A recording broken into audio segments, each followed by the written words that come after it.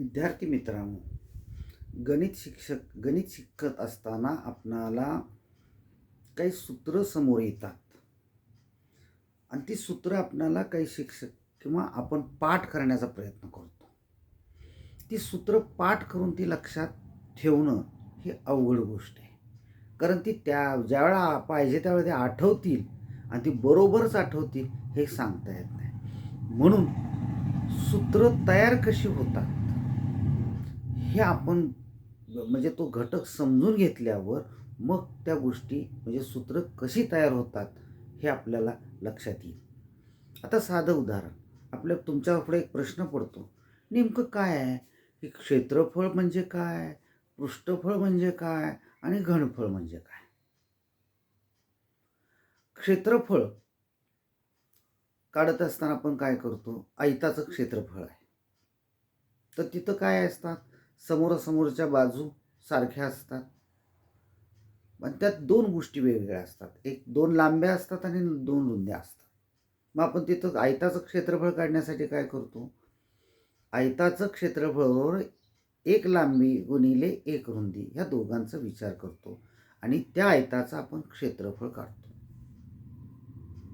मग अशा वेगवेगळ्या गोष्टींचे क्षेत्रफळ काढत असतो. पण आपणाला ज्या वेळेला एखादे पृष्ठफळ काढायला सांगितलं जातं, पृष्ठफळ म्हणजे काय, तर आपल्याकडे एखादी वस्तू दिलेली असते, त्या वस्तूला किती पृष्ठ आहेत हे पहिल्यांदा आपल्याला लक्षात आलं पाहिजे. आता हीच आकृती विचार केली तर आपण ह्याचा पृष्ठांचा विचार करू. हे वरचं पृष्ठ आणि हे खालचं पृष्ठ दोन झाले. त्यानंतर हे समोरचं, हे पाठीमागचं चार झाले आणि उजवीकडलं आणि डावीकडलं अशी एकूण पृष्ठ 6 झाली. आता या 6 पृष्ठांमध्ये एकसारख्या पृष्ठांच्या जोड्या किती होतात ते पाहायचं. वरचं आणि खालचं ह्या पृष्ठांचा आकार एकसारखा आहे. समोरचं पृष्ठ आणि पाठीमागचं पृष्ठ यांचा आकार सारखा आहे आणि उजवीकडलं आणि डावीकडलं हे पृष्ठ सारखं आहे. म्हणजे हे तर पृष्ठ जरी 6 असली तर 3 प्रकारचे आहेत, म्हणजे प्रत्येक पृष्ठ 2-2 प्रकारचे आहे. मग या आकृतीचं पृष्ठफळ काढताना आपणाला काय विचार करावा लागणार आहे, या आकृतीमध्ये किती प्रकारचे आयत आहेत. तर आपल्या लक्षात येतं 3 प्रकारची पृष्ठ आहेत, म्हणजे जोडी जोडीनं आलेली आहेत. म्हणजे 2 वेगवेगळी पृष्ठ जे आहेत ते आयताकृती आहेत पण त्यांच्या लांबी आणि रुंदीमध्ये फरक आहे.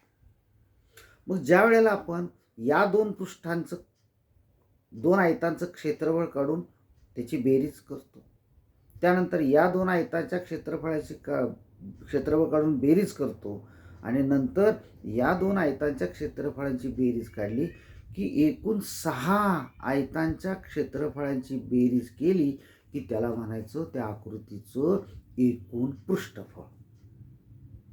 म्हणजे क्षेत्रफळ म्हणजे फक्त एका आयताचं क्षेत्रफळ आणि पृष्ठफळ म्हणजे ज्या आकृतीला किती पृष्ठ आहेत त्या पृष्ठांचं एकूण क्षेत्रफळ.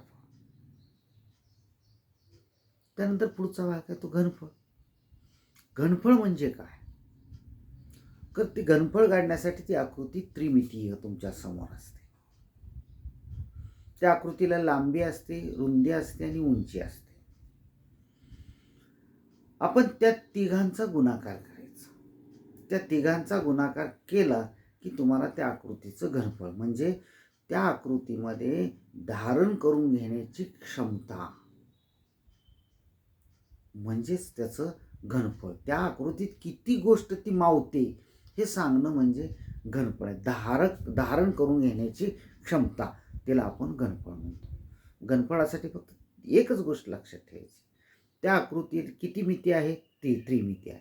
मग कोणकोणत्या मिती आहेत, त्या लांबी आहे, रुंदी आहे आणि उंची आहे. सरळ ह्या तिघांचा गुणाकार करा. किंवा त्या आकृतीचा तळ कसा आहे पहा. तळ जर आयत असेल तर त्या आयताचं क्षेत्रफळ गुणिले उंची. समजा एखादा दंडगोल असेल तर तिथं तळाचं क्षेत्रफळ गुणिले उंची. घन असेल तर चौरसाचं क्षेत्रफळ गुणिले उंची.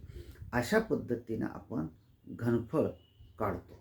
म्हणजे क्षेत्रफळ, पृष्ठफळ आणि घनफळ ह्या तिन्ही संकल्पना वेगवेगळ्या आहेत आणि त्याचे सूत्र पाठ करून चालत नाही. ती गोष्ट आपल्याला समजली पाहिजे आणि एकदा का ती गोष्ट समजली की मग अध्ययनाची क्रिया अतिशय सुखद आणि चांगली समाधानाची होते आणि मग आपल्याला कुठलाही प्रश्न सोडवायला अडचण येत नाही.